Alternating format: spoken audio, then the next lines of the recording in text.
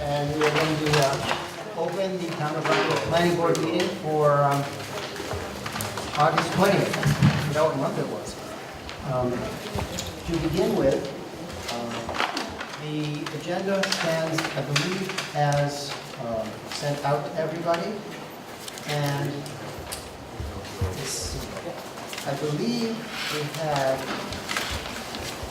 we're going to do the August 6th meeting minutes at our September 17th meeting. We've been very, very busy now. Correspondence and announcements. I don't think I have that. No? Well, given that our first... No, there's no, there isn't. We have no placeholders. This is unfair. We have to just sit here and stare at each other. The first public hearing? Well, 6:35. Yeah, I'll just do my hand. Get ready. Just take your time, yourself. Set clock at that. Slow motion. Close enough. 6:30. Right now. We'll give you, Nice haircut. What time? 6:35. I have, this is for the solar, I'm going to give you solar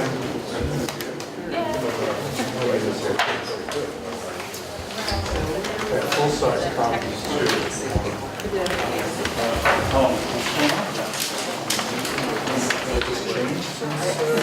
Not the solar, solar is saying geothermal change what we talked about in the thread. Have it in back of that. It makes sense to do it at once. This is solar. It's solar.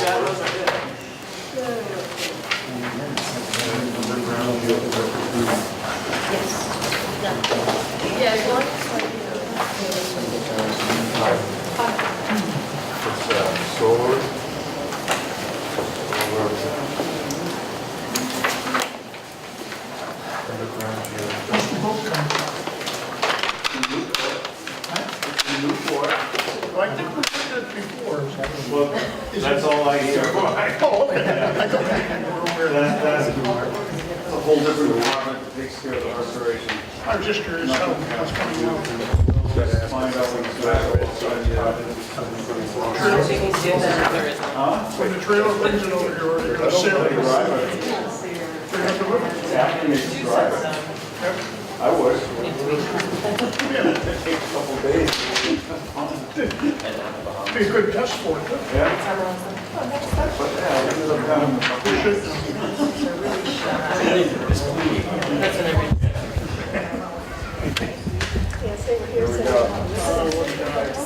Have you ever seen that movie? It's called Midland, with Alan Arkin, the fall. I'm not sure if I have or not. I guess it is. That's a line.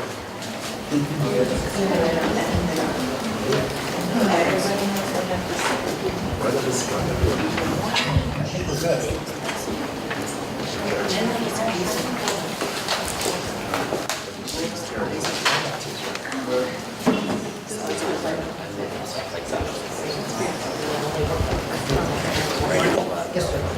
Is that right?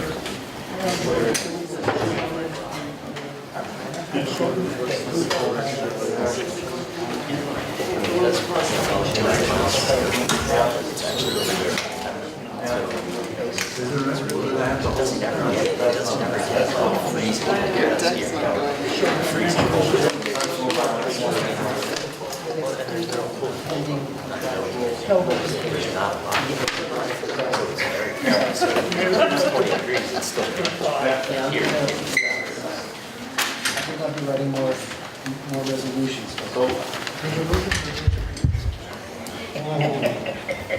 That's not tempt me. Oh, I will announce that Melody Moore will not be joining us tonight. She's very, very deeply involved with the Dutchess County Fair, with the animals and money's involved with the horses. And the fair opens tomorrow for all of you people who have nothing better to do. So, with that, 2 more minutes. 2.5? 1.5. Oh, even better.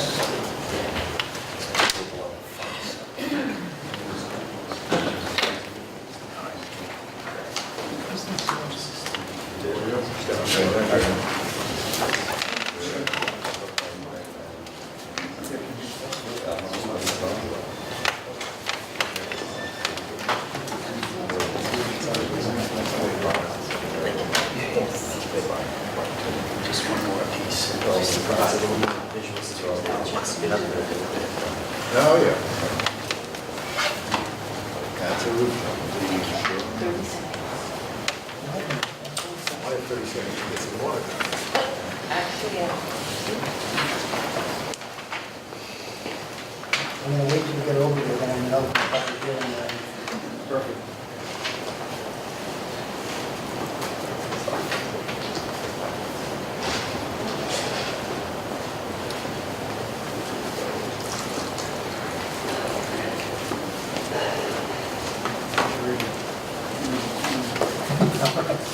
Three, two, one, and.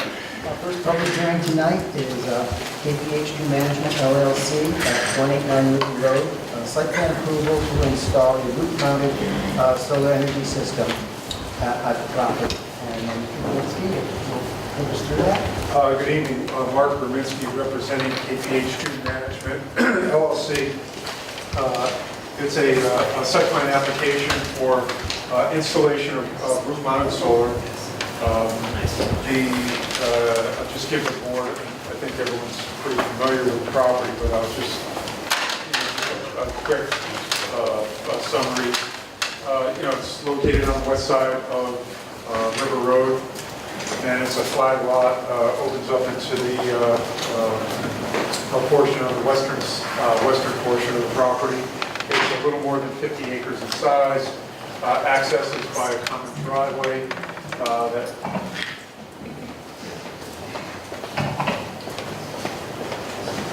that heads to the west and enters into the property. And so then what's located is the residence on the property that's shown. And shown on this specific site plan, you'll see hatched areas on the roof. Those represent the configuration of the proposed solar arrays that are going to be attached to the roof or on the roof. And application details, in this particular application, there's 1,932 square feet of area of the solar array, which is under the allowable 2,000 square feet for a single-family residence. We provided details with regard to the configuration, not only the aerial configuration, but some detail sheets that I handed out prior to the opening of the hearing that details the construction of those units, and also someone is here, to discuss the any details that the board or the public has with regard to the solar panels themselves. Fairly straight, forward application. Since there's, I'll be able to go into more detail on the site for the following public hearing, or if the board needs any more information, just please let me know. Any questions now from members of the board? At the moment? Who did the site visit for this one? Eric? I was there, and somebody else, no, Richard was there. I don't know where he is tonight, but yes, we did the site visit, and I just had some questions based on what I'm seeing on this, on that site visit.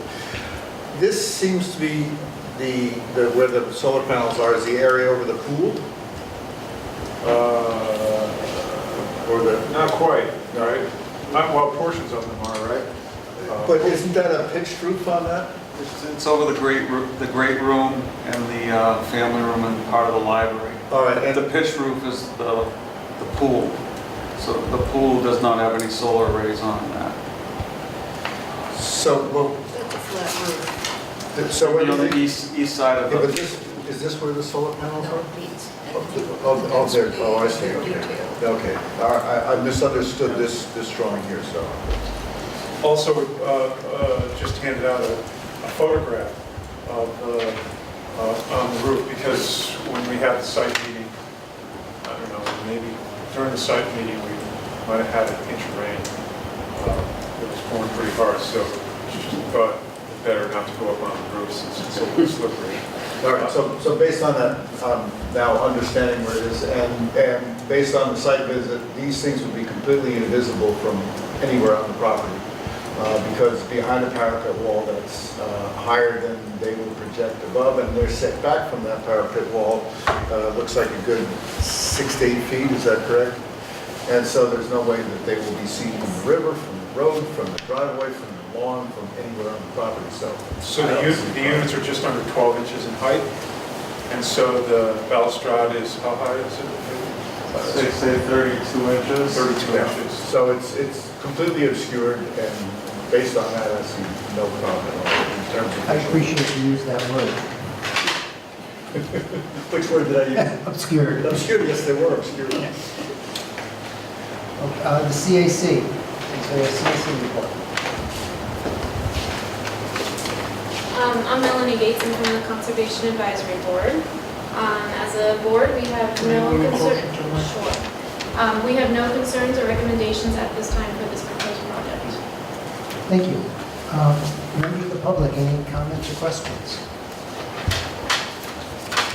Okay, members of the board, last chance, any questions on this one?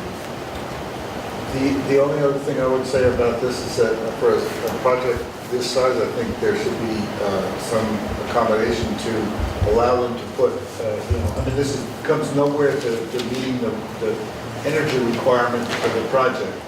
And I think that they're, based on the size of the building and the size of, there should be some accommodation made for that to enlarge the amount of panels. But that's just the. Perhaps revisit the law itself and change the, that's not a bad idea. May I ask, is there any desire by the applicant to have more panels than are shown here? Not this time. I was basing my comment on the fact that it was said that they scaled it down because of that requirement. Actually, it was my understanding, it's when you go up on the roof, just the configuration of the roof and the other equipment that's on the roof, I think there were limited areas where this type of unit could be installed. So originally, the original application, I think we were 400 to 500 square feet larger. And then, the solar consultants then, looked at this type of configuration and revised it. And it coincidentally came out less than the allowable 2,000 square feet. So I think the physical construction of the roof somewhat limits what you can do there. Richard, you did the site visit, did you have any comments? Eric's getting his report. This is on the solar. No, I'm familiar with what he's talking about right now. I don't think, other than the replacement of the solar, or the wells to accommodate the location of the water line. We're doing the solar. Sorry. No, everything was fine. Okay. Well, I have a draft seeker resolution read to you. Town of Rhinebeck Planning Board hereby acts with uncoordinated environmental quality review as follows in the matter of the proposed action involving the June 19, 2018 application by KPH2 Management LLC for site plan approval to authorize installation of a roof-mounted solar energy system in 189 River Road in the Historic Preservation Zoning District as depicted on the site plan prepared by Mark Delinsky, DELSTC, and dated June 19, 2018, and accompanied by the long-form EAF dated January 10, 2017, and reaffirms the negative declaration adopted by the planning board on April 5, 2017. Do I hear a motion to approve? So moved. Second. All in favor? Aye. Any opposed? Could I hear a motion to close the public hearing? Motion. Second. Second. All in favor? Aye. Very good, thank you. I have another resolution. With respect to the application for site plan approval. Approves the application for site plan review and approval under Town Code Chapter 125, Section 12578, and authorizes the chair to stamp and sign the above cited site plan and provide copies thereof to the applicant, the ZAZEO, and the building inspector upon the applicant's satisfaction of the following conditions and/or requirements within 6 calendar months of the adoption of this resolution. 1. Submission of the above cited drawing in the form and number specified in Town Code Chapter 125, Section 125-78B, except as may be modified to a lesser number by the chair in consideration of filing and distribution requirements, and including thereon all required stamps, seals, and certification. 2, payment of any outstanding fees and/or reimbursable amounts due the town of Rhinebeck related to the review and processing of your application subject to this resolution. In taking this action, the planning board further authorizes the town's zoning enforcement officer and/or building inspector, following receipt of the above cited drawings stamped and signed by the chair, to issue both the building permit and subsequently a certificate of occupancy, certificate of use, for proposed solar array upon its determination both the terms of this resolution and other applicable codes, laws, rules, or regulations, including but not limited to provisions of the New York State Uniform Fire Prevention and Building Code within the purview of the CEO and/or building inspector, have been satisfied. Could I hear a motion to approve? So moved. Second. Second. I will poll the board. Eric? Aye. Edna? Aye. Sharon? Aye. Richard? Aye. And I vote aye. Thank you. Okay. Our next public hearing is an application by KPH2 Management LLC and Victoria and Family Farm LLC for site plan review and approval under Town Code Chapter 125 zoning, sections 125-17B2, special use permit, section 125-68NN, and wetland permit under Chapter 120 to authorize installation of a geothermal heating system for KPH2 Management LLC and a shared utility upgrade of the 2 National Register historic properties located at 189 River Road and 195 River Road in the Historic Preservation District HD20, as depicted or otherwise described within the applications and supporting information dated July 2, 2018, prepared by Mark Kaminsky, PE, LSPC. Good evening, Mark Kaminsky, representing KPH2 Management LLC and Victoria Family Farm LLC. I don't know if there are any people that came to the meeting, but I'll just continue on with regard to not going into tremendous detail about the property itself. I'll just get right into the specifics of this particular application. So it's twofold, and it's twofold for 2 different applicants. I'll just start with the geothermal first. And so KPH2 Management is proposing some installation of geothermal wells for heating and cooling at the property, and it's located in the northwest corner of a little bit north of the northwest corner of the existing residence. And it's in this area shown here. It's to the west of the existing driveway. And on this plan that I'm presenting to the planning board tonight, I note a small revision. And the small revision is based on a layout that I did for the geothermal well locations prior to the site meeting that we had. And also it's related to ongoing existing utility location that we're undertaking on the entire property. As you know, Astor had utilities all over the property. So we're in the process of locating all those underground utilities, for other aspects of the project that are included in the master plan, and then it also, for certain upgrades.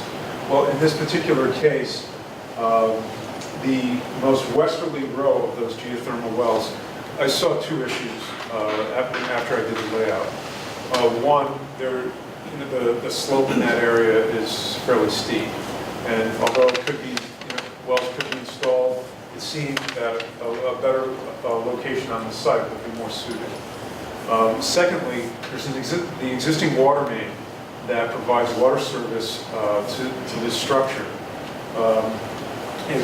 Presently, it actually enters. It starts from River Road, and it ultimately goes through Robert Duffy's property, or also Victoria Family Farm LLC. Enters through there and then heads to the south and enters into Astor Courts. Well, the existing water line would be in conflict with that most westerly 4 wells, geothermal wells that were being proposed. Didn't exactly hit the water main, but it was very close. So there's been just a reconfiguration to move those 4 wells right up alongside the existing driveway. And it's at a location along the existing driveway that will, to avoid any conflict with future applications that would be submitted to this board for improvements on the property. And also there's a beautiful existing lemon tree there also. So that new location avoids the water main and avoids the tree. And it's on a fairly flat section of the property. So my office has been in touch with the geothermal consultants. They have agreed to the new geothermal location, and so that's shown on the plan. So in a scalloped area, I showed those westerly wells that are no longer going to be installed at that location, and then it's just the four new wells that are located just on the westerly side of the existing driveway. So I just note that minor change. With regard to the underground utilities, per the notice, the underground utilities are for the two applicants on this project. So geothermal wells is for KPH2 only. And so what drove a couple of factors drove the consideration for the underground utilities. One, removal of the poles, overhead utility poles on the property, just to remove them all. And then speaking specifically for KPH2, the underground power in this instance will be upgraded. It's single-phase power right now, and then it's going to be upgraded to three-phase power. Also, new telecommunication lines are also going to be associated with the underground utility project. And what it does is it starts actually at the overhead utility line service this property through Lands and Cough to the south. And as that line, overhead utility line, goes to the west, there's actually a utility pole very close to the KPH2 and Cough boundary, right near this angle point in the boundary. And so you can see from the solid dashed line, from that utility pole drops down underground. And so then there'll be an underground trench, and it gets to a junction point. And that junction point is, for those familiar with the property, it's where the existing main access road continues this way. And then there's an existing service drive that continues closer to the abandoned railroad bed. It's right at that intersection where those utilities will split. And for this application, it'll be telecommunication and three-phase power that goes to the west for KPH2. Where it splits, and coming off of this pole also, will be single-phase power and telecommunication that goes to Victoria and Family Farm LLC. And so that will travel along the roadway, and then there's existing overhead poles that provide power and telecommunications to Victoria Family Farm, Robert Dufford's property. Those poles were removed and connected. There's an existing, it drops down at this pole right now, it drops down to underground. So it's all going to be underground, but the poles will be removed. So both new single phase and also telecommunications going to the property to the north.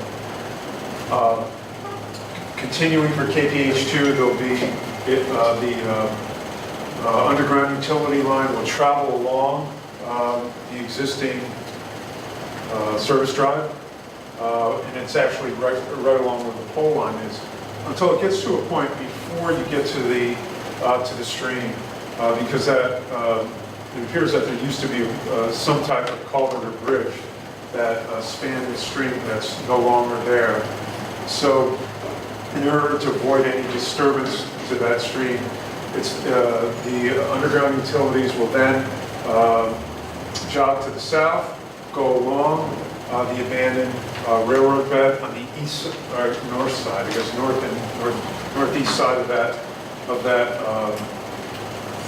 abandoned railroad bed, over on the top of that culvert. So there's an old, it was, I think 2 years ago, was it 2 years ago? 2 years ago, we had, we're application in front of this board for repair of the head walls and the wing walls of that. It's actually that arch bridge. So to go over the top of that, there's enough cover in order to allow us to go over the top of that. Continue to the southwest, and then along the existing roadway into a utility shed area, also location of the backup generator for the property, and then into the building, and then ultimately back into the residence. There's going to be on the KPH2 side. There's also going to be multiple conduits, because there's both on the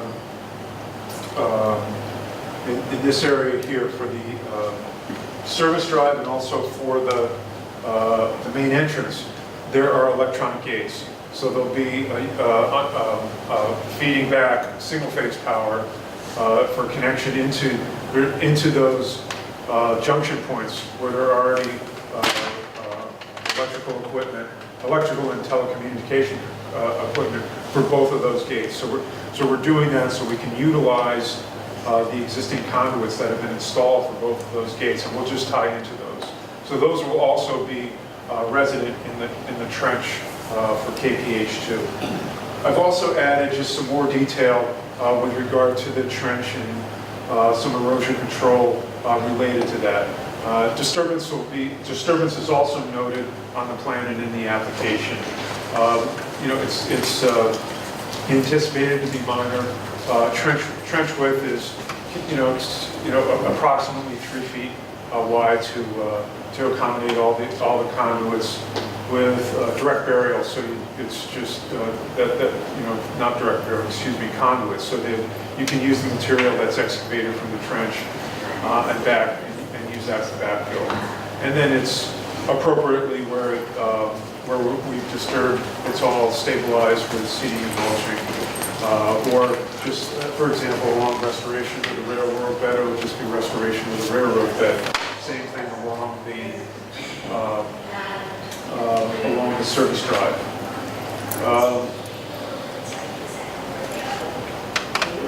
I think that summarizes, this particular application. Questions from the planning board?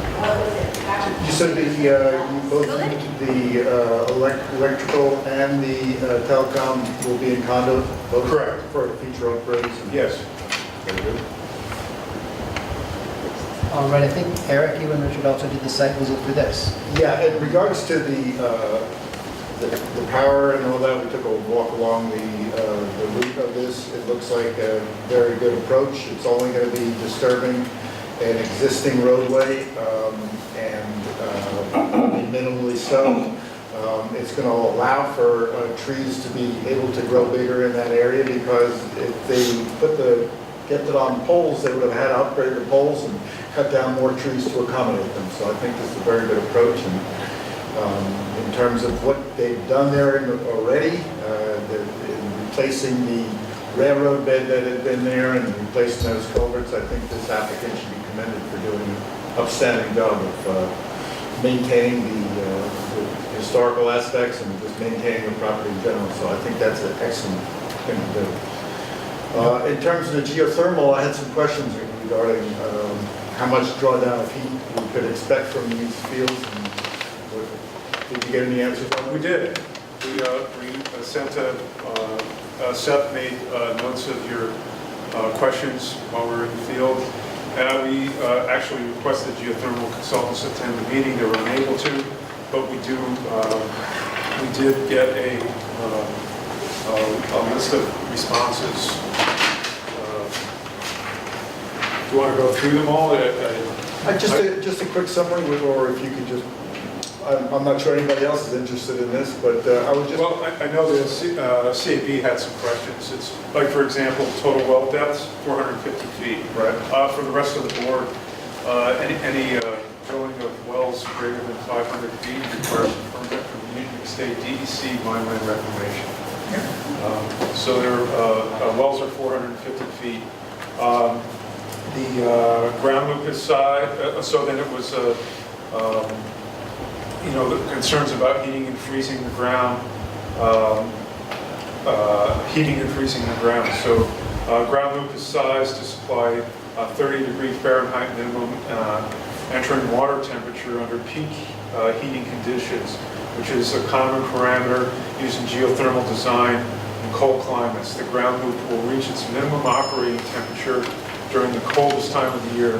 Due to the this design parameter, the system will reach a temperature that will freeze the soil immediately contact with the pipe. Freezing effect is actually a good thing as late heat fusion enhances the heat transfer capability of the system. Because the system will reach freezing temperatures, we enforce a 10-foot minimum setback from water sewer lines and 50-foot setback from potable water supplies and septic systems. Will there be a combined manifold and pressure gauge and temperature gauge reading for each well so that any system issues can be easily isolated and identified? Not each individual well. I mean, they're all manifold into the building itself, and so there will be a system of valves and pressure gauges to monitor all those wells and have the ability to shut something down if there is an issue with one of the wells. Are wells grouted and how deep? The wells are fully grouted through the entire length. We require full length grouting where each bore will be completely filled from the bottom to top for two primary reasons. First, grouting provides continuous contact between heat exchanger piping and surrounding soil to maximize heat transfer system performance. Second, full length grouting provides maximum protection for the local groundwater resources. What happens if there's a leak or requires any servicing during the installation? We require a contractor to perform a thorough series of commissioning tests to verify there are no issues with piping prior to burial and system startup. That said, ground loop piping is extremely durable and rarely needs repair or servicing, except in a rare event that the lines are cut due to construction by other trades. To give you a sense of how durable the pipe actually is, manufacturers warranty for the piping materials for years. We generally expect ground loop to outlast the building itself. In the event that there's a leak or failure does occur, we would be able to isolate that circuit with manifold valves while continuing to operate the rest of the system. What type of fluid goes in the wells? The use of a mixture of 20 to 25%. It's propylene glycol. I always thought it was ethylene glycol. It's propylene glycol in potable water to provide freeze protection down to 15 to 17 degrees Fahrenheit. This is a food-grade product and is classified by FDA as being safe for contact for food and drink. Proximity of the Hudson River and depth of the wells. Is there any concern about their interaction with normal operation or event of a leak? No concerns at all between full-length grouting and the use of food-grade liquids. These systems are 100% safe with regard to the environment and natural resources. Okay. I think that's what we had. So based on what you said, my question is, given that we're going possibly bringing the ground temperature down to 30 degrees, does that exacerbate potential driveway freezing because of the close proximity of the wells to the driveway? No, so what's shown is so with each one of the wells, there's a radius, right? It's 10-foot radius from there. So that's been and that's that 10-foot radius, so that the 30-degree temperature will not prevail in that 10-foot radius, will not go outside. Will not go outside that 10-foot. And so outside that radius, we're looking at almost minimal. That's correct. Reduction in temperature. Correct. Okay. Thank you. I agree pretty much with everything Eric said. They did a very nice job restoring the old railroad bed. So I think it's in their best interest when they're done with this electrical line, make sure everything is put back as well. I think it looks like they're doing an excellent job. And I had, other than what Eric just talked about, no other questions. CAB. Hi, Nancy Richard from the CAB. We accompanied Melanie and I, Eric and Richard on site visit.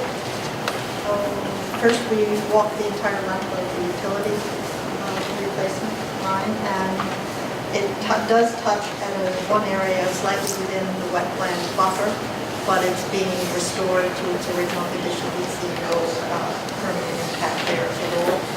And regarding the geothermal wells, our only request was that they be individually monitored for pressure, so that in the event of a very unlikely event of a leak, that the individual well could be shut off. And Mark did cover that already and covered all our questions as well as we had. So we have no concerns on this, and same as Eric has said, we were actually very impressed with how well put together this was and how careful the applicant had been and wanted to commend you on that. Thank you. Members of the public, questions or comments? Anything else from the planning board? Okay, I have a draft secret resolution. Town of Rhinebeck Planning Board hereby acts for another coordinated environmental quality review as follows in the matter. Proposed actions involving the July 2nd, 2018 application for site plan review and approval, special use permit and wetland permit by KPH2 Management LLC 189 River Road and Victorian Family Farm LLC 195 River Road to authorize the installation of geothermal wells for KPH2 Management LLC and utility upgrades for both KPH2 Management LLC and Victorian Family Farm LLC, all as depicted on a site plan prepared by Mark Kaminsky, PELSPC, and dated July 2nd, 2018. Correct the earlier classification under secret to unlisted from type 2. Reaffirms its prior adoption of a negative declaration adopted by the planning board on April 5th, 2017 with regard to the full EAF submitted by the applicant on January 10th, 2017 for KPH2 Management LLC. Could I hear a motion to approve? Second. Any discussion? All in favor? Aye. Could I hear a motion to close the public hearing? So moved. All in favor? Aye. All right. Moving right along, with respect to the application for special use permit, finds the proposed work and intended uses to be consistent with the general standards for all special use permits set forth in Town Code Chapter 125, Section 125-67. B, further finds the proposed work classified as major excavation, Section 125-68NN, to be consistent with the standards detailed in Section 125-20A, 125-268NN, and 12573A of the Town Code, and grants the requested special use permit conditional upon receipt of wetland permit approval and site plan approval by the planning board. I'm going to do these three together if that's acceptable.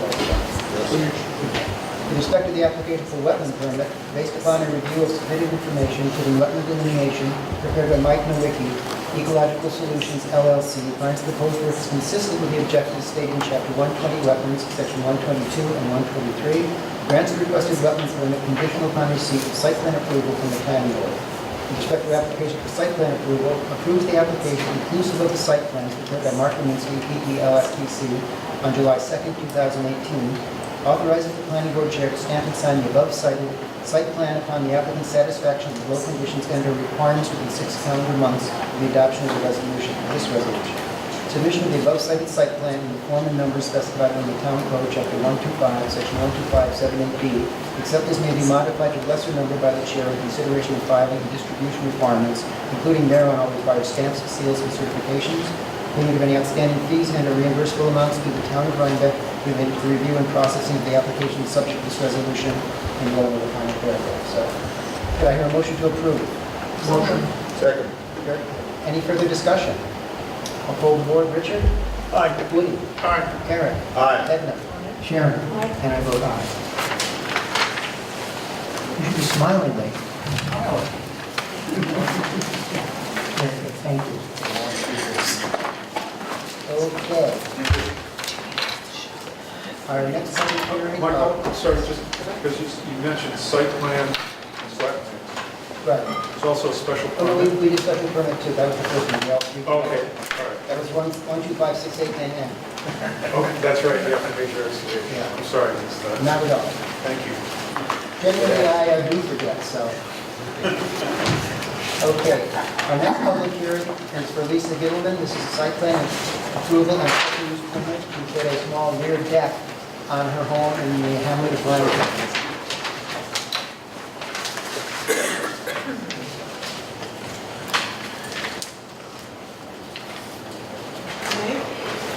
Thanks. So this last week, there was a slightly amended drawing that you should have all received. The amendation was just to make absolutely clear that the deck I'm proposing to build will be attached to the house, but will not in any way be attached to the addition that's on the back of the house. The deck is 112 square feet, plus the replacement of an existing staircase, and it fills the L by the addition and the house, but it's only attached to the house. There was some concern, just so everyone on the board understands too. Ed Maddock is going to go out and take a look at the site just to ensure that there are no issues with installing the deck. The planning board's purview on this is the approval of putting the rear deck in itself, but his purview is whether or not it can be properly constructed and under what conditions. He will only issue a building permit if he finds that it is proper. If he feels other work needs to be done prior to that, he will request that that be done prior to the building permit being issued. And he's going to go out and take a look this week. He was pretty well backed up last week, or he would have already had a report to us. So I just wanted to get that out because I know there have been some concern. I went out and looked at it myself, and it'd be good to have him take a look at it. So our approval is contingent on it approval?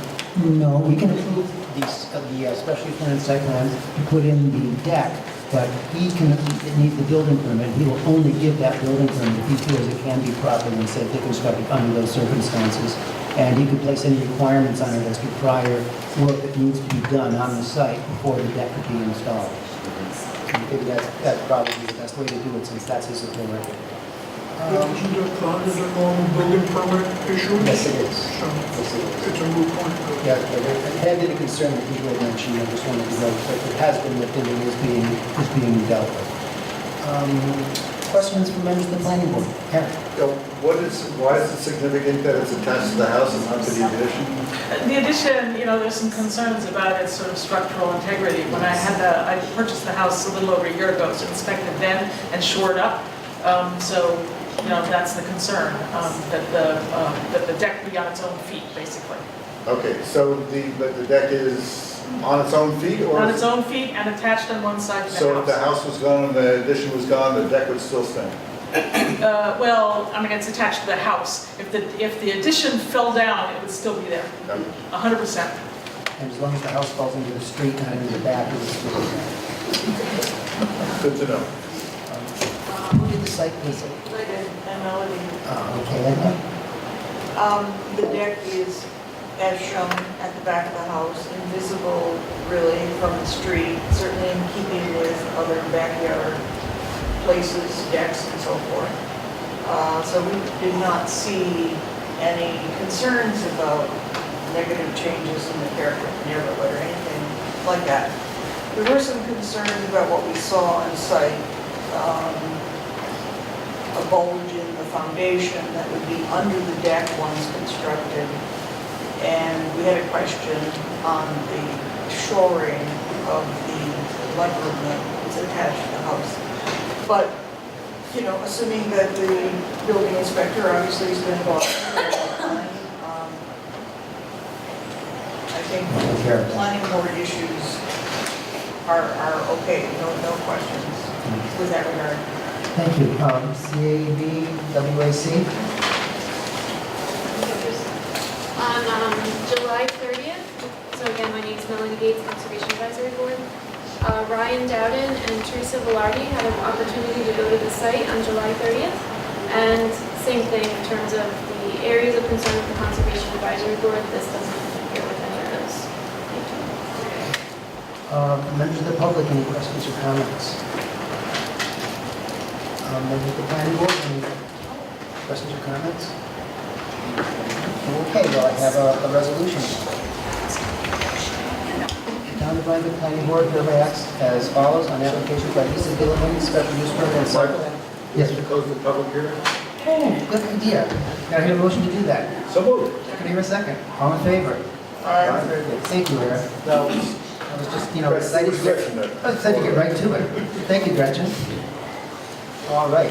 The Town of Rhinebeck Planning Board hereby acts on applications by Lisa Gittleman for a special use permit and site plan review and approval under Town Code Chapter 125 zoning, Section 12569 and 12573B, excuse me, to authorize the construction of an exterior rear deck at 23 Corning Street within the Rhinecliff Hamlet and Rhinecliff Overlay District, the National Historic Landmarks District, the town's LWRA. All is depicted and or described in a site plan and set of drawings prepared and revised by Paul B. Jankovitz, AIA, and dated August 13, 2018. And I really think it's also been updated. We've got the updated date on the revised plan, detaching it from the mud. It affirms its prior classification of proposed action as type 2 under seeker, for which further environmental quality review is precluded. With regards to the policies of the town's LWRP, finds that the proposed actions as depicted and or described in the above referenced submissions are consistent with those policies. With respect to the application for special use permit to authorize work, finds the proposed work to have no adverse impact on the community character or architectural heritage of the Rhinecliff Hamlet, finding the proposed actions will maintain the structure and form in keeping with its original character. Grants the requested special use permit conditional upon receipt of site plan approval by the planning board. With respect to the application for site plan approval, approves the application inclusive of the site plan and architectural drawings prepared by Paul P. Jankovitz, AIA, and dated June 14, 2018, and revised August 13, 2018. Oh, that's a good provision. E, authorizes the planning board chair to stamp and sign the above cited site plan upon the applicant's satisfaction of below conditions and or requirements within 6 calendar months of the adoption of this resolution. 1. Submission of the above cited drawing in form and number specified in Town Code Chapter 125, Section 12578B, except as may be modified to lesser number by the chair in consideration of filing and distribution requirements, including thereon all required stamps, seals, and certifications.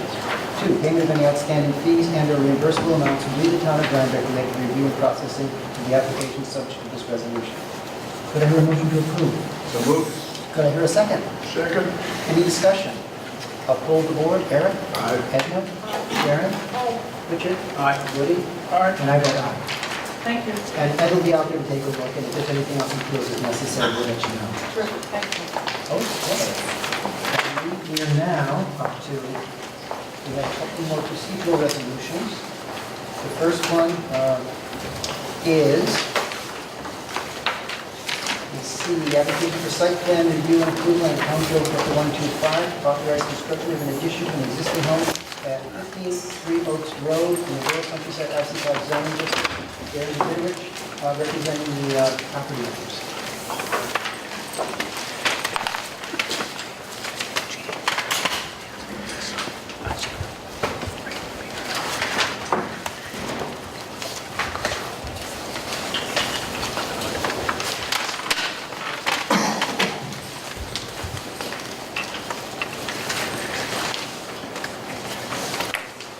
So what we have is a 6 1/4 acre lot on Three Oaks Road in town of Rhinebeck. Three Oaks Road is located just off of Primrose Hill. And essentially this lot is the whole of the donut. Our clients own a total of 79 acres. They own the lot that surrounds the whole of the donut. And they also own a few lots along the road frontage as well. What we're talking about tonight is the area of the property that has the structure in question on it, as well as some other structures that have been there for quite a long time, which is what brings us here tonight. The reason we're here tonight is because the particular house that we're talking about adding an addition to is deemed a locally significant, the property is deemed locally significant. I not can't just the hear you, structure. I'm sorry. Oh, I'm sorry. So the reason we're here tonight is because of the local significance of this property, specifically the Dutch house in which we're proposing to add a 350 square foot addition to. And so this is basically the site plan. The approach is through a long driveway off of Three Oaks Road, which is done through largely an easement that was granted by prior property owners, but now is a bit irrelevant because it's all owned by the same owners, our clients, who we're talking about adding to their house. And you can see as a crosshatch area, that's the 350 square foot addition we're talking about. And this is the exhibit that probably makes the most sense shows the four sides of the house, and it shows how the addition would fit on the house in the color photos, and then it also shows in a rendering what the addition would look like. And it's important to note in this case that the original house, the original Dutch house, is the front building, the front peak of the roof, and then which was built in the 18th century. And then there's a 20th century addition that had been added onto it. And what we're talking about doing is adding an addition to the 20th century edition of this house. And our proposal involves going back to the original 53-degree pitch of the original Dutch house. So we'll sort of ignore what they did with the roof line in between and go back to the original 53-degree pitch, which is significant to Dutch houses, and sort of unite the whole thing together with this sort of odd section in between. And the addition is basically just one giant room. It's designed to serve as a large family room right off of the kitchen, which is where the house will be connected in. So you can see the four sides of the building there, and then you can see the rendering here.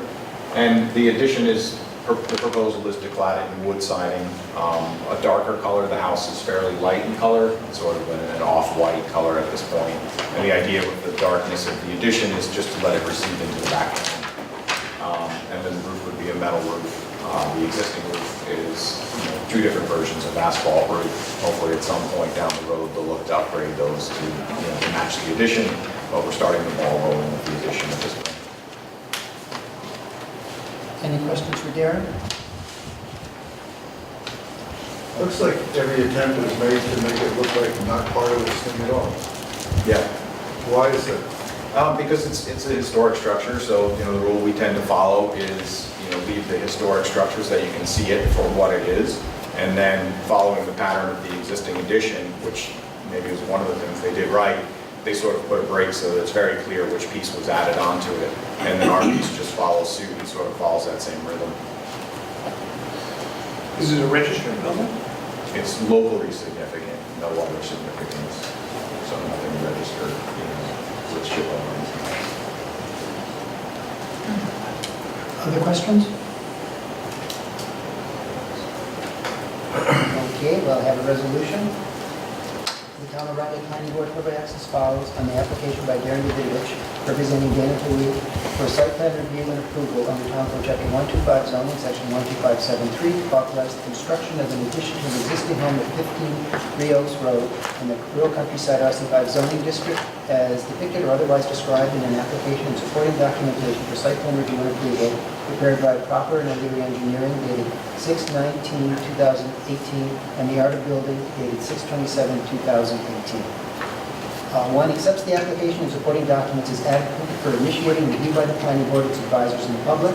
Classifies the proposed action as type 2 under secret, for which coordinated environmental quality review is precluded. Schedules a public hearing on the application for Monday, September 17, 2018 at 7:05. And directs the clerk to undertake or otherwise cause the noticing and posting thereof in accordance with the requirements set forth within Town Code Chapter 125 zoning, 12566, and 12577. Who would like to go visit? I will go. Edmund? Eric? If Melanie is free, is it okay if she comes? Absolutely. Okay, I will ask her. Okay. To conduct a field visit to the project site and report your observations at the time of public hearing. In accordance with Town Code Chapter 9, Conservation Advisory Board refers the applications to the town CAB for review and written comment concerning environmental factors. Refers the application to the town historian for review and written comment. In accordance with Section 239 of the General Municipal Law, refers the application to the Dutchess County Department of Planning and Economic Development for review and advisory opinion. Authorizes without prejudice to any information or comment that may be presented at public hearing or may arise on the basis of both the above cited field visit and referral. Preparation of a working draft of an approved resolution for the planning board's consideration on September 17, 2018, or as may be later timed. Could I hear a motion to approve? Before we do Yes, that, ma'am. just when you talk about the type 2 action under paragraph 2, instead of saying coordinated environmental quality reviews concluded, I would just suggest further environmental Okay, reviews. go further environmental quality. Yes, because type 2 doesn't require it. Michael, when is this scheduled for, or did you not do it? September 17th, for the public hearing. 17, 16? Yeah. Okay. That's our next meeting. Yes. Could I hear a motion? No, we need to motion. Did I get a motion already? I hear a motion to approve? Second. Second. All in favor? Aye. Very good. So if y'all will just get in touch with Darren about the site visit? Thank you. Thank you. All right, zipping right along. Your email address is, It should be. it is? It's Darren at theartofbuilding.com. Okay. It's not there. Yes, thanks. Our next agenda item is a presentation of application for site plan review and approval to authorize the construction of a swimming pool, which doesn't need to have an 8 in there, at 430 Wittenberg Road in the rural countryside RC5 zoning district.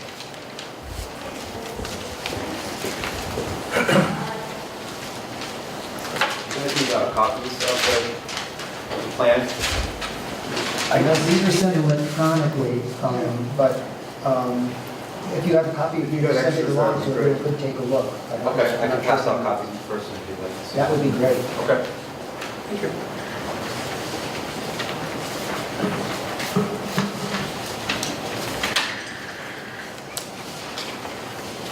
Yeah, thank you.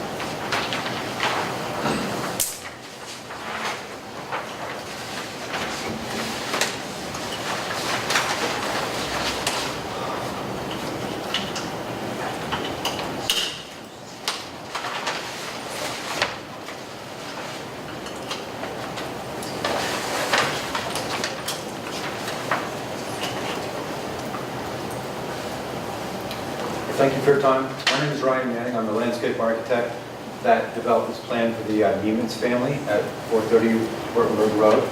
And the proposed pool that we're showing is 18 by 38. And you can see it here. The goal is obviously to create a screen from the road so you didn't notice it. And there's a beautiful existing spruce tree here which should help to screen it. And the site plan basically shows the location of the swimming pool, the pool fence, which we'd like to show a split rail fence to fit into the historical character of the site, which would have a black wire mesh attached to it to meet pool code, which is somewhat transparent. And then there's an existing barn to the south of the proposed pool. And again, there's several evergreens. There's some cedar trees here and some large Norway spruce here. And we're showing the proposed pool equipment on the backside of the barn, which again would have a privacy fence to screen off the pool equipment. So again, so you wouldn't see it from the road. Currently, there's quite a bit of vegetation along the side of the road to help to screen the pool from the road as well. And then we're showing several access gates. We have a 42-inch access gate here, as well as 2 5'6" wide gates to get equipment in here as necessary for mowing and such. And we have 2 smaller 3-foot wide gates here on the west side. And then we're also showing a proposed grouping of birch trees to the west of the pool to provide a little bit of shade in the late afternoons as well. Any questions by members of the planning board? Your examples, I know the scale is kind of small, but do these examples show the black mesh screening on the split rail fences, or I don't see It's an any? example. I understand that they are examples, but are these examples of exactly what this is going to be, or are these just examples of split rail fences? Yes, it's an example of the look of the fence. I don't believe that photo has the black wire mesh, Okay. but usually it's an inch and I believe it's inch and a half by 4-inch grid mesh, and it's coated in a black vinyl coating, so it's safe. And the black helps it blend into the landscape, so that basically it renders itself almost invisible from a distance, so it looks like it's not even there. Okay. Any other questions? All righty, well, I have another resolution. The Town of Rhinebeck Planning Board recommends as follows in the application by Rhinebeck House LLC for site plan review and approval in the Town Code, Chapter 125 zoning, Section 12573, to authorize the installation of a swimming pool at 430 Wittenberg Road in the Rural Countryside zoning district as depicted or otherwise described in an application and supporting documentation for site plan review and approval prepared by Shelley Hill Pools and Ryan Manning Landscape Architects. Accepts the application and supporting documents as adequate and maturely reviewed by the planning board, its advisors, and the public. Specifies the proposed documents type 2 under seeker, for which further environmental quality review is precluded. Schedules a public hearing on the application for Monday, September 17, 2018 at 7:10, and directs the clerk to undertake or otherwise cause the noticing and posting thereof in accordance with the requirements set forth within Town Code, Chapter 125 zoning, Sections 12566, 12577. And who would like to join me on the site visit? I'll go. Richard.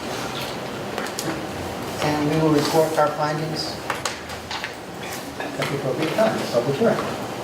In accordance with Town Code, Chapter 9, Conservation Advisory Board refers the applications to the Town CAB for review and written comment concerning environmental factors. Refers the application to the Town Historian for review and written comment.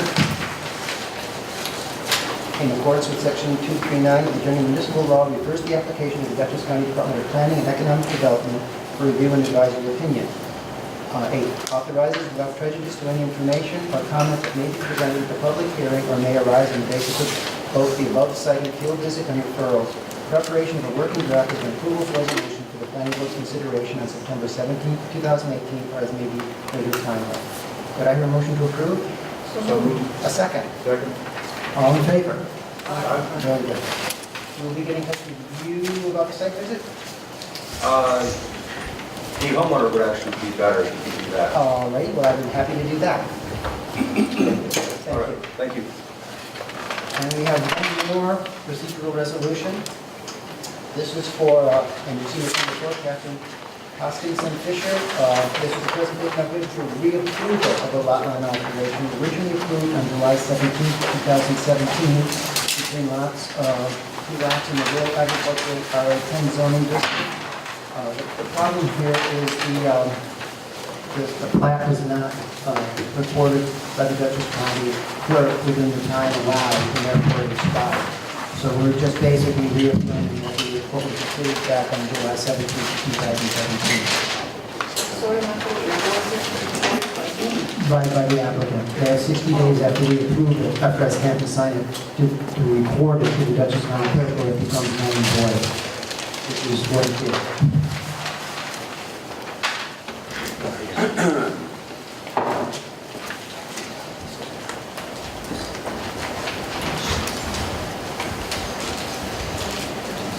Good evening.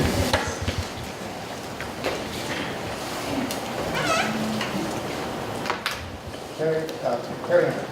Reintroduce the project. It's 2 existing lots, one non-conforming and the other adjacent parcel a little larger. I can give you those numbers in a moment. The smaller of the 2 lots has a little carriage house on it, both under the same ownership. And so this application was to modify the lot line to more evenly split between the 2 lots here on South Mill Road, resulting in 2 over 10-acre parcels.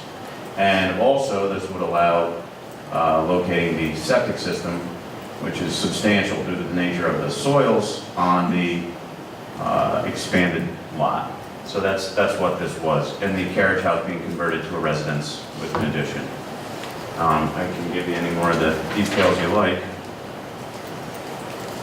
Original acreage of the small lot is 5. After the proposed lot line is 12.13. Second lot started at 22.18. After proposed lot line revision, it would be 15.05 acres. Any questions? Okay, I have a resolution. The Town of Rhinebeck Planning Board hereby acts as follows on the reapplication by Captain Hoskinson Fisher for reapproval, actually an application for reapproval, of a lot line alteration originally approved on July 17, 2017, between 2 lots in under Town Code Chapter 111, subdivision of land within the rural agricultural zoning district. All is depicted within the application and supporting documents, including a lot line revision plan prepared by Jordan Valdina, our All right. Accepts the application and supporting documents as adequate for initiating review by the planning board, its advisors, and the public.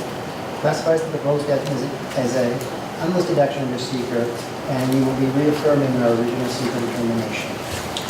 Schedule the public hearing for the application Monday, September 17th, 2018 at 6:55. And directs the clerk to undertake or otherwise cause the noticing and posting thereof in accordance with requirements set forth in the Town Code, Chapter 125, zoning, Chapter 12566, 12577. I have not included in this resolution a site visit. Does anyone feel that's necessary? I don't see that it is. Okay. You could just say in the resolution that a site plan was done previously and any comments that were. Okay. Okay.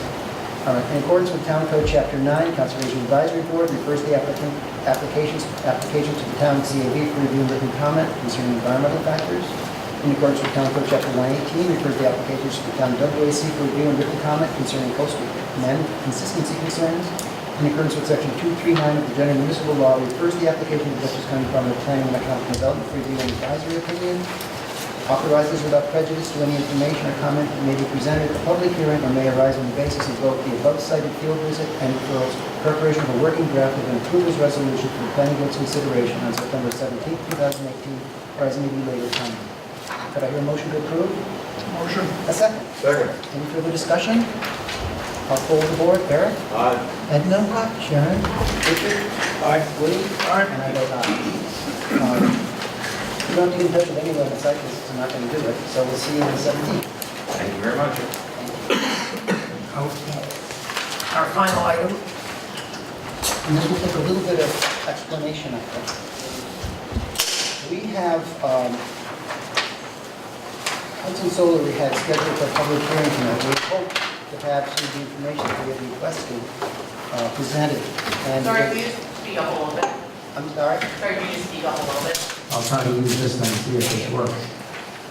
We had hoped tonight, as many of you recall, we had asked for a site plan and a landscape plan from the applicant for this project, which we hope to have this evening. These have not yet been furnished. I believe they're still in process. What we would like to do, we're waiting for, first of all, Richard Rakowski, who's our engineer, who's going to detail what the site plan needs to have. The applicant is then to produce the site plan.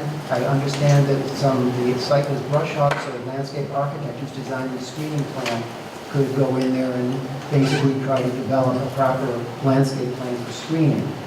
Obviously, the landscape plan for screening has to be produced before the site plan can be produced, because the site plan has to have and demonstrate and show all of the screening that could possibly be used on that property to properly screen this area. There's some other questions that have been arisen in terms of the leasing of the property, in terms of the questions of co-principal use, which I think need to be resolved as well, which are being worked on now. We will open the public hearing tonight. I don't think there's anything new, obviously, for us to say. I don't know if there's anything new that you all want to say, but what we want to do, what I would like to do, our September 17th agenda, we have 6 or 7 public hearings already. I don't really think you will be able to give this any fair hearing either for the applicant or any of you. So I'm going to ask the planning board if they would continue this public hearing to October 7th. I'm sorry, October 1st, at 7 p.m. If that's at 7, at 7 p.m. 7:30. 7:30, even better. Ooh, this thing does work. Okay, 7:30. And at that time, hopefully we will have the materials that we requested. We still have a good bit of work to do. We still have a great deal of review we want to do. I've been talking with some of our members. There are a number of questions that we want to have answered. And we really can't even begin to do that without a proper site plan. That's one of the first things that we actually need. So, before I ask the planning board to vote on continuing this public hearing, I'd like to open it up to anyone who would like to make any comments tonight on this. And before, if Richard would just make a note in the record that Sharon Has recused herself, yes. How's it going? Amanda Miller, 329 Wimberg Road. I was sick when you had the workshop. I didn't want to get all of you sick. So I just stayed at home, so I just had a quick question. The lease, are you saying that has to wait until all this other stuff's done too? That's actually, what was submitted is being reviewed by our attorney right now, And that did not lease the whole parcel? at this time. And are you guys like resolved amongst yourselves as to whether or not you want the whole parcel to be leased? No, we were waiting to hear from our attorney, giving us advice on that. And I think then eventually that becomes a zoning enforcement officer determination, since the use of co-principal uses, there's some question about residence Is it on the still- property, whether it exists or does not exist, and the ability to have a co-principal use. And that's still unfortunately you? I don't mean that because I don't want it to be you, I meant because you keep having this job. Yeah, you've got to put your finger on it. Okay. And then, I guess I would just say that I hope you guys consider having them lease the whole property. You know, I don't know where you guys are at in terms of, does this have to be 100% invisible, or like, I mean, let's say 99% invisible, or can it be something along the lines of 50% visible? I would hope for, if you guys are gonna approve this project, you push for 99% invisible, and you have them lease the whole property. And one recent example is Barry just parked this giant trailer on this property. And so if I'm gonna have views of these panels, and then he's gonna be parking and storing all this stuff there, it's going to become a blight.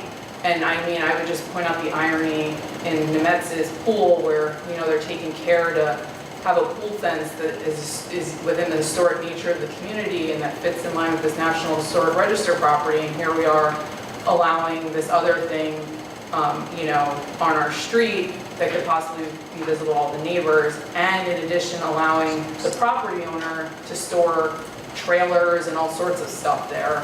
I would just hope that the whole because, you know, when I spoke to Jeff Irish, called me to let me know about the brush hogging, and I asked him, can you ask him to remove it? And he's like, I can't do that, it's like his property, he's the property owner, like, we're not gonna lease the whole thing. So, and I get that, you know, he can't, and he can't do that in the future if they don't lease the whole property. And then the only other thing, I guess I would say, because someone was nice enough to take notes, and again, I wasn't there and I didn't look at the notes or review the video, so if I have some facts wrong, I apologize, but someone wrote that one of you all mentioned that there's no evidence of adverse impact on our property values. And again, I would point you to Jacqueline's story, to our petition, to the fact that, you know, those realtors didn't want to tell Jacqueline what was going on, and I'm sure there's other things in the record. Phil Karate submitted a letter from a realtor.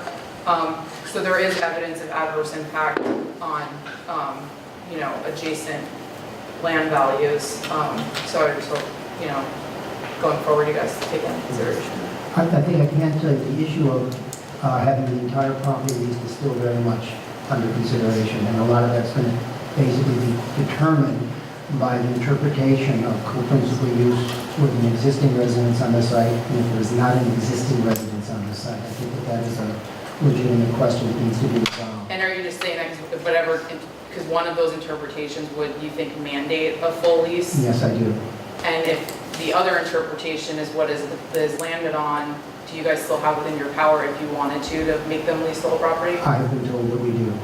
Okay, so regardless, I guess, then of what happens with the attorney and the interpretation, I would just ask that you guys consider leasing the whole property and making it 99% invisible. And that is being considered, and the whole question of obscure, screen, whatnot, is being very actively researched to find out exactly what the proper interpretation of those terms is.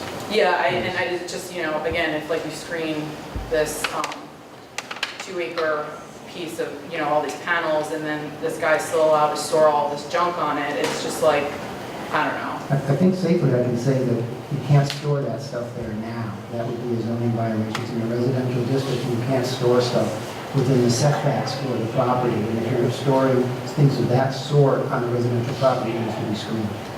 Oh, well, since you're the zoning enforcement Yeah. officer. He moved it tonight. He moved it He, like, tonight. as I was getting back from work. He was Okay. moving. Any other comments before we go to continue this on?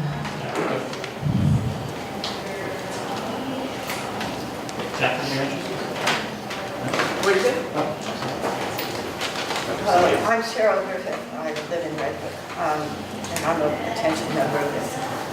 I just wanted to speak to something that was brought up at your workshop where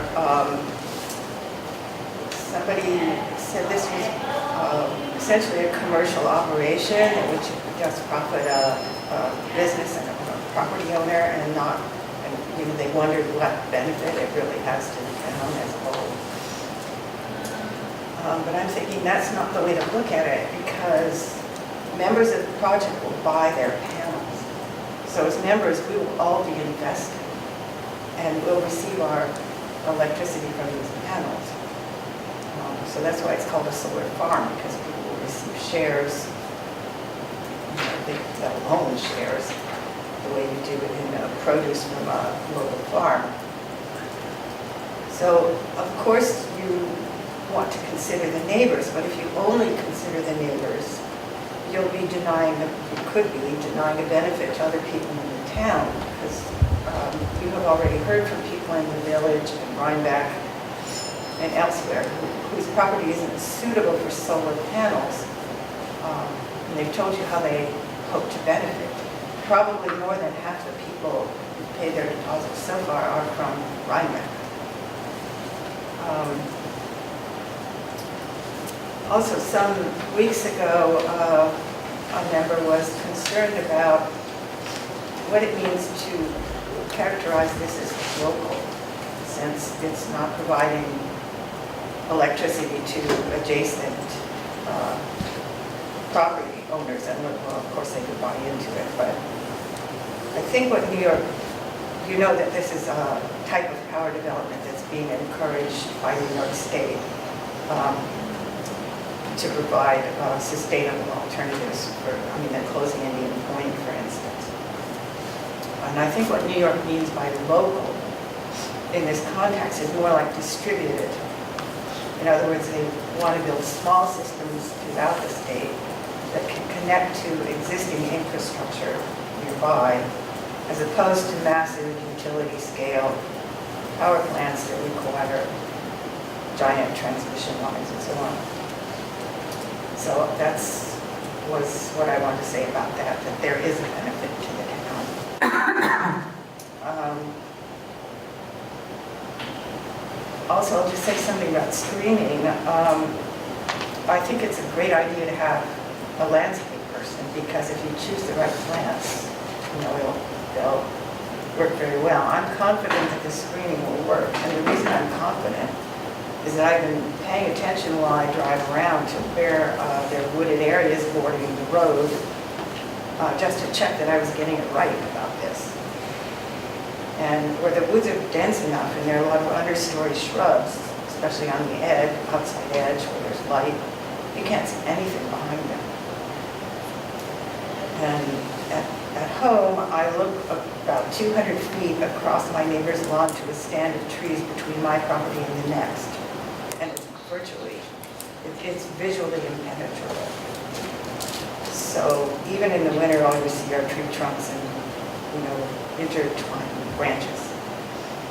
I also have a hedge of viburnums, which is a native understory plant, between my house and the road. And the deer don't bother them, and I haven't watered them all summer. So, in other words, there's very little maintenance once those type of native shrubs are established. Thank you. Sorry, just quickly. Just to this woman's points, again, you can buy into one of these power plants literally right now. No benefit will not be denied to these folks. There's nothing in the law that says you should consider the investors, at least last time I read it.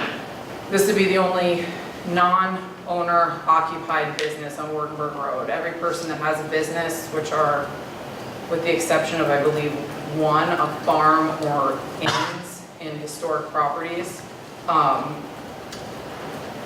and one other business is not that, but all of those the owner lives on the property, the pastor lives in the church. Again, you're not looking at the shrubbery in the winter. it's summer right now, and, I did look at it in the early spring when his hearings first Please, we have began. to, the clerk, she has the floor.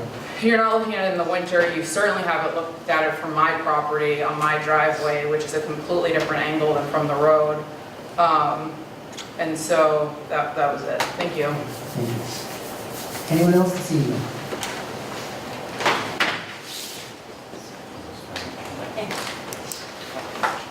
Hi, Dave Cliffon at 340 Wittenberg Road. Given the circumstances, I'll cherry pick some of the comments. One of them was about the co-principal use and whether there was comparison. It seems like it's a unique situation for the law. And I was wondering how to go about doing a comparison. If there's we don't have a ZBA or a ZA at this point to discuss this with. Actually, we do. We do? Yeah. You? Yeah. Okay. Maybe we'll do that at a separate time. And can I get a copy of the current solar law? I'm not confident. The current one is on the town website. It's section 125-74 of the town code, and that is the current solar law. That's in General Code's E-Code website. Yes. And Or does that be the same number of people? really? If you can't find it, let me know and I'll get you a copy of it. But it's part of the current zone. It has not been amended since it was adopted, so there have been no changes. It should be an accurate version of it. It's on the town website. The town website is the E-Code website. I mean, that's the. It'll bring you. It'll take you to that. So I guess I'll get just the latest copy from you. Right. I'll email you, just to be sure, I guess. Okay, and then maybe I'll discuss the co-principal use. The question here about comparison to other laws. There was a very comprehensive list at the workshop, and it seemed like there was quite a bit of discussion, and it got to a point where let's hold off and do some more discussion later on. That was my sense, so I may be wrong about that. I was just questioning, wondering when those topics get brought up. Are those like, is that correct? Yes. And is there further discussion to be done? We're waiting for the site plan and the landscape plan. Until we have those, a lot of the questions that were raised, we can't answer because we don't know what the answer is or what the applicant is proposing as the answer. So until we have those, we're kind of Then the other in limbo. topics, right? Yeah. So one of those, for example, was the decommissioning plan, and I brought up discussing if the corporation had failed at some point because of the amount of material you mentioned, the bond being floated or something like that. So that's still potential discussion. It wasn't part of Yes, the it workshop. Yes, it is. Okay, great, thank you. The visual protection, which is a very positive feature of the law, just that it is our opinion that if it's implemented, it makes a definite difference, and questioning whether that's enough is up to personal judgment. Certainly, property values is part of the discussion. The existence can be impacted, potential impact to community character because it is a commercial power generating plant. These are all reinforcements on things that were said before. And my wife and I agree that in order to control visual impact, natural screening would need to be managed across the property, therefore full property lease. I wanted to also comment on that. And I think that one last comment, my wife John and I appreciate the planning board's diligence in hearing and considering our community's legitimate concerns.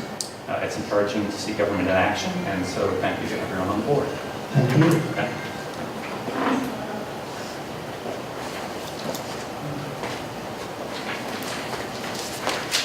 Hi, I sent you an email the day after the workshop, so I think you got those questions. Yep. One question that I did have that was in there, and I was just a little confused with the workshop because I State your name. I'm Jacqueline Murray. I'm at 361 Wittenberg Road. I'm an adjacent landowner.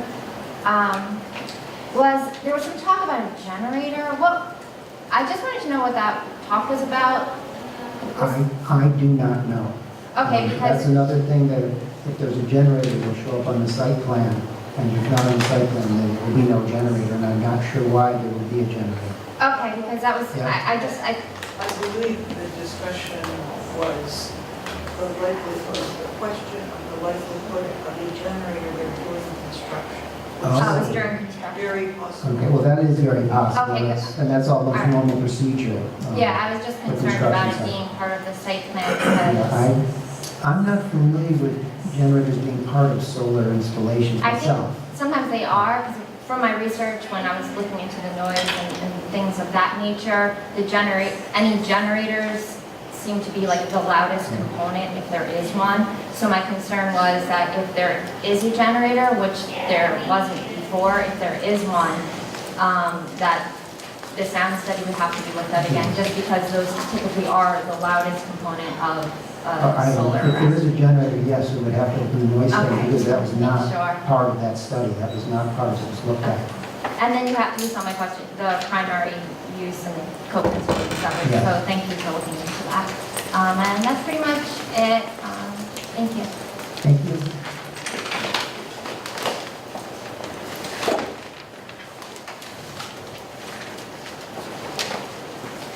John and Pamela, 340 Wurtenberg Road. Has it actually ever been determined who the applicant is? Yes, the applicant is, I guess, Sun Common now is the applicant. And has there been a time limit given to them for when they need to produce the site plan by? The sooner the better. I think they want to get going on the project, but it's in their hands. If we don't get it, if we don't have it by October 1st, I think I'm probably suggest to the planning board that we defer any further review of public hearing until an unspecified date when the actual information that we requested that we require is in hand. Okay, thank you. Do we have, was the application amended to reflect Sun Common as the applicant, or did we just have that DBA thing? We have that UDA thing that one that apparently they're legally equivalent, that they have the opportunities as they merge or whatever to. So from a legal approach, Legally, it's clean. I had someone apply, another company bought it, they filed paperwork that says we're DBA as Hudson Solar in New York State. So it validates everything that's been submitted. Apparently it does, yes. That's my understanding. And maybe this is a dumb question, but why wouldn't they have just resubmitted the application months ago? I don't know. I can't answer that. So. Pardon me? And should they? And, well, that's the thing. I think they should, but that's just my opinion. I think that's probably something I'd like to hear. My personal opinion is that the applicant should be the landowner, so that there's someone who's accountable. They have a vested interest. Right now, we have a company that was sold. There is investors who will be invested in that project, in this commercial power generating plant. And these are questions I think that we're going to have to sort out. Another question I know that a number of us have is the LLC that's going to be formed of the investors to take this over. Exactly how does that happen? What is the liability? What are the legal ramifications of that? That has not been, at least to my knowledge, resolved.